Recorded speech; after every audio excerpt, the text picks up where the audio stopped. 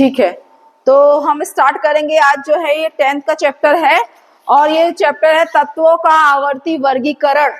ठीक है, तत्वों का आवर्ती वर्गीकरण मतलब इसमें हमने एक पॉइंट, ये चैप्टर का एक पॉइंट देख लिया था लास्ट क्लास में। क्या देखे थे अपन? आयनन ऊर्जा देखे थे, आयनन ऊर्जा। तो ये हमने आयनन ऊर्जा पढ़ लिया और आज क्या पढ़ेंगे? नेक्स्ट टॉपिक क्या है? इलेक्ट्रॉन बंधुता। देखो, हर चीजों को ना रट नहीं सकते आप, और रटोगे भी, इन केस आप रट भी लिए तो कुछ समय के बाद क्या होगा, वो भूल जाओगे। ठीक है, तो यहां पर अपन कुछ ट्रिक ऐसा याद करते हैं जिससे क्या हो, अपने को भूले मत। ये भी अपने को ध्यान रखना है। पढ़ तो दे रहे, पढ़ ले रहे हो, टाइम दे रहे हो पढ़ने में, लेकिन यहाँ पर ध्यान इतना ज्यादा होना चाहिए और कुछ लॉजिकली आपको यहाँ पर याद रखना है कि ये इलेक्ट्रॉन बंधुता में हो क्या रहा है। तो कुछ याद नहीं आया तो आपको पहले ये देखो, इलेक्ट्रॉन, इलेक्ट्रॉन समझ में आ रहा है क्या है? बंधुता मतलब बांधना, बांधना मतलब अपनी ओर उसको अपने पास रखना। बांधना मतलब इलेक्ट्रॉन को अपने पास रखना। समझ में आया लॉजिक? तो यहाँ पर क्या होगा, यदि कोई धातु, जैसे सपोज मैं ए लिख ले रही हूँ, एग्जाम्पल के लिए मैं ए लिख रही हूँ, ए की जगह अपन कोई धातु लेंगे, सॉरी धातु नहीं, परमाणु लेंगे, और परमाणु वो क्या करेगा, इलेक्ट्रॉन को ग्रहण करेगा, क्योंकि क्या कर रही है, इलेक्ट्रॉन बंधुता की बात कर रहे हैं। समझ में आई बात मैंने क्या बताया? तो यहाँ पर आप लोग देखे होंगे बेटा, आवर्त सारणी में एस ब्लॉक है, एस ब्लॉक है आवर्त सारणी में, पढ़े थे? आवर्त सारणी में जो स्टार्टिंग में जहां पर ये हाइड्रोजन था, याद आ रहा है? नहीं याद आ रहा तो खोल के देखो, क्या बताए थे मैंने? फर्स्ट वाला जो है एस ब्लॉक में, यहाँ पर आप देखोगे 2 ब्लॉक देखे थे, और यहाँ पर कितने थे? अब वर्ग कितने थे? वर्ग आवर्त सारणी में वर्ग कितने हैं? कितने हैं? 18, 18 वर्ग थे, 18 वर्ग, और आवर्त कितने थे?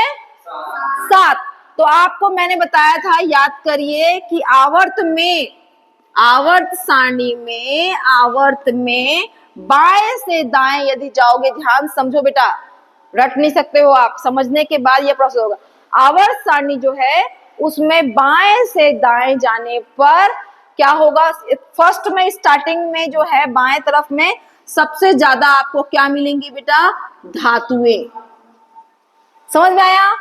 आवर्त सारणी में आपको बाएं तरफ मैक्सिमम पूरी धातुएं नजर आएंगी आवर्त सारणी में। उसके बाद आप बाएं से दाएं की ओर बढ़ोगे, दाएं मतलब कहां जाओगे आप?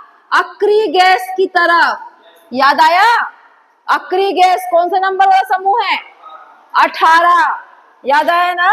तो 18 नंबर का जो ग्रुप है या जो समूह है, उसमें आप उसकी तरफ आगे बढ़ोगे ना बेटा, तो आपको यहाँ पर धातु दिख रहा है, और इसकी तरफ बढ़ोगे तो आपको अधातुएं, ठीक है, नॉन मेटल जो होंगी या जो अधातुएं होंगे, उसकी संख्या बढ़ती जाएगी।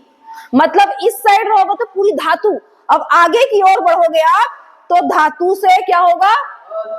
अधातु। लास्ट में आपको एकदम कॉर्नर में 18 वाले समूह की जगह पूरी अधातुएं नजर आएंगी। तो यहां से वहां जाने पर बीच में कुछ उपधातु भी मिलेगी। मतलब फर्स्ट क्या है? धातु, लास्ट क्या है? अधातु, और बीच में आपको कुछ उपधातुएं मिलेंगी। उपधातु मतलब नहीं है, नहीं, ऐसे मेटल्स या ऐसे परमाणु जिसमें कुछ गुण धातुओं के हो और कुछ गुण अधातुओं को, वैसे भी मिक्सिंग आपको मिलेगी। मतलब 18 से पहले जो है, अभी पढ़ेंगे अपन आवर्त सारणी में, बस आपको मैं लेआउट तैयार कर रही हूँ। लेआउट मैंने पूरी आवर्त सारणी में स्टार्टिंग जो होगा एस ब्लॉक से, वहां पर कंप्लीट आपको धातु मिलेगी। अब उसके बाद आप 18 की ओर बढ़ोगे आगे, आवर्त में बाएं से दाएं जाओगे तो धीरे धीरे आपको कुछ क्या मिलेंगी? उपधातुएं मिलेंगी। ठीक है, और उसके बाद सबसे लास्ट पहुंचोगे तो क्या मिलेगा? अधातु। समझ में आई बात? क्लियर है? तो और धातुओं का नेचर क्या होता है बेटा? क्या नेचर होता है धातुओं का? मैंने आपको जब आयनन ऊर्जा पढ़ाया था तब मैंने बताया था कि धा से धातु, याद आया? ऐसे याद रखना, क्या दिक्कत है? धा से तो याद आपको ये रखना है कि धातुएं मैक्सिमम कौन सा आयन में आती है? धन आयन में। ठीक है, तो आवर्त सारणी में कुछ ऐसे परमाणु जो है जैसे कि क्लोरीन, कुछ जो हैलोजन वाले 17 के जस्ट पहले कौन सा आएगा 18। तो समूह जो 18 के तत्व है ना बेटा, जिनको अपन हैलोजन बोलते हैं, उनका क्या नेचर होता है कि वो क्या करते हैं, किसी दूसरे का इलेक्ट्रॉन ग्रहण करके क्या बनाते हैं, ऋण आवेश बनाते हैं, ऋण आवेश उनमें आता है। कुछ समझ में आया? यहाँ पर क्या हो रहा है, जस्ट उल्टा। पहले जो हम पढ़े थे आयनन ऊर्जा, आयनन ऊर्जा में हम क्या पढ़े थे लास्ट टाइम कि कोई परमाणु क्या कर रहा है, अपना 72 कोष के इलेक्ट्रॉन को दे रहा है, और देने के बाद उसमें कौन सा आवेश आ रहा है, उसके सर पे धनावेश आ रहा था, याद आया? तो वो क्या था, आयनन ऊर्जा। मतलब यदि कोई, अपन ने पहले वाला केस में पढ़ा था कि यदि कोई परमाणु जो है अपना एक इलेक्ट्रॉन को देगा, दान देगा, तो उसके ऊपर कौन सा आवेश आएगा, धनावेश, जिसमें अपन ने सोडियम पढ़ा था बेटा, याद है? सोडियम अपना एक इलेक्ट्रॉन देगा तो उसमें सोडियम प्लस, तो ये काम करने में क्या लगेगी, ऊर्जा लगेगी। इस ऊर्जा को क्या बोलते थे, आयनन ऊर्जा, याद आया? अब उसका उल्टा पढ़ रहे हैं, उल्टा इन द सेंस यहाँ पर उल्टा काम हो रहा है, कोई परमाणु इलेक्ट्रॉन को ग्रहण कर रहा है। समझ में आई बात? अब यहाँ पर आपको देखो, दोनों को तुलना भी कर समझा रही हूँ मैं, तुलना कंपैरिजन भी समझा रही हूँ यहाँ पर क्या हो रहा है। अब एक चीज देखना कि यहाँ पर जब अपन पढ़ रहे थे, ये क्या था, आयनन ऊर्जा था ना, ये याद आ रहा है? इसको अपन क्या बोले थे, आयनन ऊर्जा, ठीक है, याद है? इसको आयनन ऊर्जा बोले थे, और इसको इलेक्ट्रॉन वोल्ट से नाप रहे थे, ये भी याद है। अब अपन ने अब ये भी देखा था कि कोई यदि परमाणु अपने 72 कोष से इलेक्ट्रॉन बाहर निकाल रहा है, तो ये सिचुएशन कब होगी, जब परमाणु का आकार बहुत बड़ा होगा और नाभिक से आकर्षण उसका कम होगा, तो आसानी से वो इलेक्ट्रॉन को दान दे देगा। मतलब यहाँ पर अपन ने देखा कि परमाणु का आकार बड़ा है तो वो इलेक्ट्रॉन को आसानी से दान दे पा रहा है। बट ये वाले केस में क्या होगा, इसको क्या करना है, इलेक्ट्रॉन को ग्रहण करना है, तो इसका आकार कैसा होना चाहिए, परमाणु का आकार छोटा होना चाहिए। क्यों? ताकि आकर्षण का मान ज्यादा हो, ताकि वो दूसरे के इलेक्ट्रॉन को आसानी से आकर्षित कर सके, ग्रहण कर सके। आया समझ में? तो यहाँ पर जो देखोगे 17 समूह है, ये जो तत्व है क्लोरीन जो है वो कौन से समूह का है बेटा, 17 समूह। और आपको मालूम है कि आवर्त में यदि आप कहाँ जाओगे, 17 समूह की ओर जाओगे तो आकार क्या होगा, बढ़ेगा, घटेगा। याद आया? अपन ने ऐसा डायग्राम बनाया था। तो ये समझ लो, ये 18 समूह है और 17 समूह है, तो 17 समूह का बाकी की तुलना में आकार क्या होगा, छोटा ही रहेगा। छोटा रहेगा मतलब वहां पर आकर्षण का मान ज्यादा रहेगा, ठीक है? तो आपको सिंपली क्या समझना है, सिंपली इसकी परिभाषा समझना है पहले कि इलेक्ट्रॉन बनता क्या होती है। तो इलेक्ट्रॉन को बांधना, अब ये मैं समझाने के लिए बोल रही हूँ, इलेक्ट्रॉन को बांधना। आप एग्जाम में ऐसी परिभाषा नहीं लिखेंगे कि इलेक्ट्रॉन को बांधना। एक्चुअली आपको टॉपिक से जोड़ने के लिए मैं आपको लॉजिक बता रही हूँ, इलेक्ट्रॉन को बांधना। ये बोल के पहले अपने आप में बोल लोगे, इलेक्ट्रॉन बनता माने इलेक्ट्रॉन को बांधना। अब कौन बांधेगा इलेक्ट्रॉन को, कोई परमाणु। परमाणु जो है वो क्या करेगा, जैसे कि मैंने यहाँ पर क्लोरीन लिया है ना, तो क्लोरीन क्या करेगा, किसी दूसरे इलेक्ट्रॉन को, किसी दूसरे तत्व के इलेक्ट्रॉन को क्या करेगा, अपनी ओर आकर्षित करेगा, या दूसरे इलेक्ट्रॉन को अपनी ओर आकर्षित वर्ड ना इस्तेमाल करके इलेक्ट्रॉन को ग्रहण करेगा। क्योंकि अपन ने पहले वर्ड क्या इस्तेमाल किया था, इलेक्ट्रॉन को त्यागेगा, यही वर्ड का इस्तेमाल किए थे। तो यदि कोई परमाणु इलेक्ट्रॉन को त्याग रहा है तो उसके लिए जितनी ऊर्जा की आवश्यकता पड़ेगी वो आयनन ऊर्जा थी। यहाँ पर क्या पढ़ोगे, यदि कोई परमाणु क्या करेगा, इलेक्ट्रॉन को ग्रहण करेगा। तो याद रखना, वहां पर ऊर्जा लग रही थी और यहाँ पर ऊर्जा निकलेगी, बाहर निकलेगी, ऊर्जा मुक्त होगी, ऊर्जा। अंतर समझ में आया? वहां ऊर्जा देना पड़ रहा था, आयनन ऊर्जा में इलेक्ट्रॉन को निकालने के लिए ऊर्जा देना पड़ रहा था, पर यहाँ पर वो इलेक्ट्रॉन को ग्रहण कर रहा है, तो जगह खाली करना पड़ेगा। ऐसा याद कर सकते हो आप। भाई किसी बच्चे को मैं अगर बैठा रही हूँ, अगर यहाँ पर 2 सीटर प्लेस है और 2 सीटर में ऑलरेडी 2 बच्चे बैठे हुए हैं और तीसरे को बैठाना है, तो क्या करना पड़ेगा, एक कोस्ट जगह खाली करनी पड़ेगी। तो यहाँ पर ऐसा लॉजिक लगाकर आप याद कर सकते हो कि इलेक्ट्रॉन बंधुता में यदि कोई परमाणु इलेक्ट्रॉन को ग्रहण कर रहा है तो ग्रहण करते समय क्या होगी, ऊर्जा मुक्त होगी और उस परमाणु पर कौन सा आवेश लगेगा, ऋण आवेश लगेगा। समझ में आया? तो इलेक्ट्रॉन ग्रहण कर रहा है मतलब क्या होगी, ऊर्जा मुक्त हो रही है उस प्रोसेस में। तो जितनी ज्यादा ऊर्जा मुक्त होगी, यहाँ पर देखेंगे इलेक्ट्रॉन बंधुता का मान क्या होगा, उतना ज्यादा होगा। समझ में आई प्रोसेस कि नहीं आया? समझ में आया? तो इसी प्रकार आपको बताना है कि आवर्त सारणी में दाईं ओर अधातुएं होती, बताया ना, तो इस साइड से इस साइड की ओर जाएंगे आवर्त सारणी में, तो लास्ट कॉर्नर वाला जो अक्रिय गैस समूह है उसका आकार पूरे आवर्त सारणी में सबसे छोटा है, क्योंकि हमने पहले ही पढ़ लिया कि आवर्त सारणी में बाएं से दाएं जाने पर आकार छोटा होता है, पढ़ा था ना। तो वो अधातुएं होती है, ये ऑलरेडी मैंने बता दिया आपको। तो आप कैसे बताएंगे कि इलेक्ट्रॉन ग्रहण कर कौन सा आयन बनाते हैं, ये भी देखना है। अब आप इसको लिखना जरूरी है बेटा, क्यों? क्योंकि आप इसको लिखने के बाद अपनी परिभाषा बना सकते हो। आप यदि कोई परमाणु क्या करेगा, इलेक्ट्रॉन को ग्रहण करेगा और ग्रहण करने के बाद कौन सा आयन बनाएगा, ऋण आयन बनाएगा, तो इस प्रोसेस में जितनी ऊर्जा मुक्त हो रही है वो क्या कहलाएगी, उस परमाणु की क्या कहलाएगी, इलेक्ट्रॉन बंधुता कहलाएगी। समझ में आ रही बात? क्लियर है? तो इसको आप लिखेंगे इलेक्ट्रॉन बंधुता। अब आवर्त सारणी में बाएं से दाएं जाने पर इलेक्ट्रॉन बंधुता का मान क्या होगा, बढ़ता है। बाएं से दाएं जाओगे तो इलेक्ट्रॉन बंधुता का मान तेजी से आकर्षित करेगा इलेक्ट्रॉन को, ठीक है। अब उसके बाद किसी वर्ग में ऊपर से नीचे आने पर इलेक्ट्रॉन बंधुता का मान कम होता है। तो दो सिचुएशन ऑलवेज बताना है, वर्ग में क्या हो रहा है और आवर्त में क्या हो रहा है।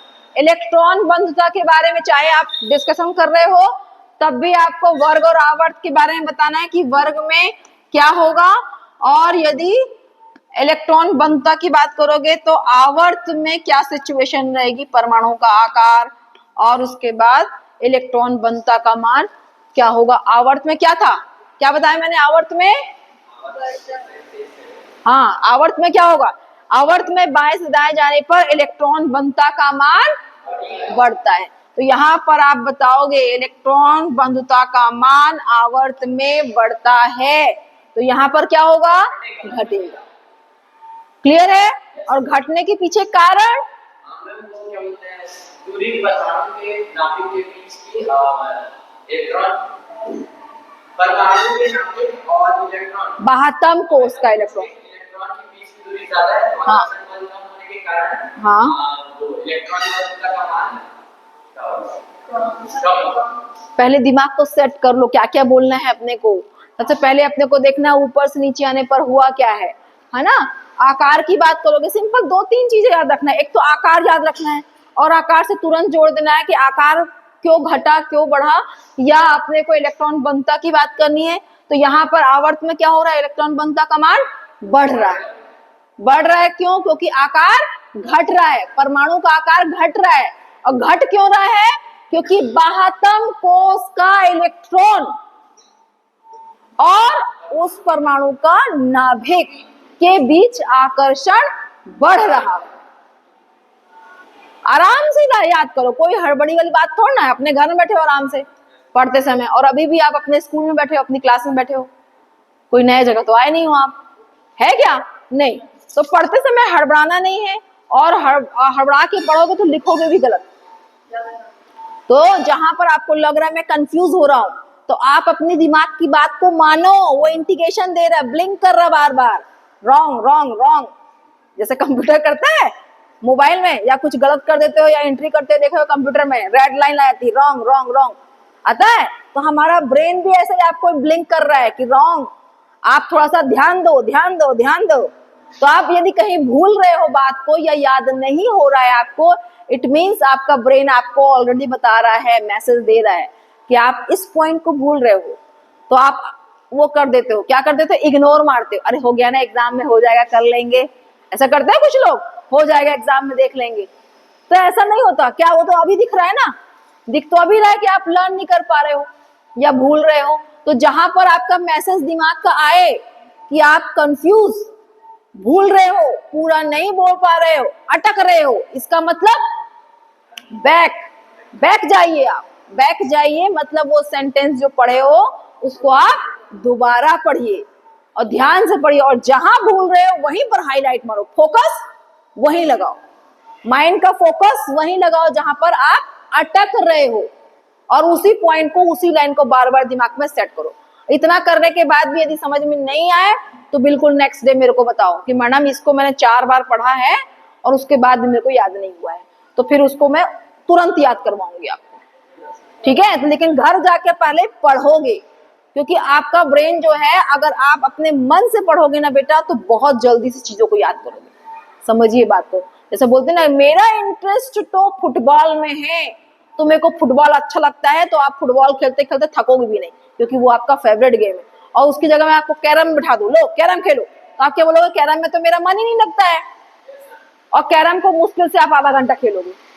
कैरम आपके पसंद का नहीं है, आपका इंटरेस्ट नहीं है, इसलिए आप उसको आधा घंटा झेल नहीं पा रहे हो, और फुटबॉल आपका पसंदीदा गेम है, तो उसको आप क्या कर रहे हो, 2 घंटा खेल ले रहे हो, 1 घंटा फुल खेल ले रहे हो, और थक भी नहीं रहे, आपको अच्छा लग रहा है, अंदर से फील हो रहा है। वैसे पढ़ाई भी है, आप इंटरेस्ट से पढ़ोगे तो आपको सारी चीजें याद भी होंगी, और बोझिल नहीं लगेगी, अरे बाप रे 2 घंटा से, आप घड़ी नहीं देखोगे उस समय। हाँ, एक समय होता है ब्रेन का एक्सेप्ट करने वाला, उसके बाद ऐसा लगता है कि नहीं अब थक गया हूँ, वो अलग चीजें होती हैं, एक तो सबका चीज का कैपेसिटी होती है ना। लेकिन इंटरेस्ट से पढ़ोगे तो आपको याद भी होगा और याद रहेगा भी, और आपको बोर भी नहीं लगेगा। कुछ लोग बोलते हैं ना पढ़ाई करने से नींद आती है, तो अच्छा सो उठ के पढ़ो, सो उठ के पढ़ो, मतलब एक बार सो जाओगे उसके बाद आराम से उठोगे तो फिर कहाँ नींद आएगी। खा लोगे तो और भूख लगती है क्या, लगती है खाने के बाद भूख नहीं लगती ना, तो वैसे सो के आराम से रिलैक्स होके पढ़ो तो आपको नींद भी नहीं आएगी, यही फंडा है, और इंटरेस्ट के साथ पढ़ो, ठीक है। तो आज के टॉपिक में सिंपली मैंने बताया आयनन ऊर्जा के बारे में, और सेकंड मैंने क्या बताया, इलेक्ट्रॉन बंधुता। दोनों ही टॉपिक वेरी वेरी इंपॉर्टेंट है, क्योंकि ये 11th और 12th आगे पढ़ोगे तो भी काम आएगा, ठीक है। चलिए।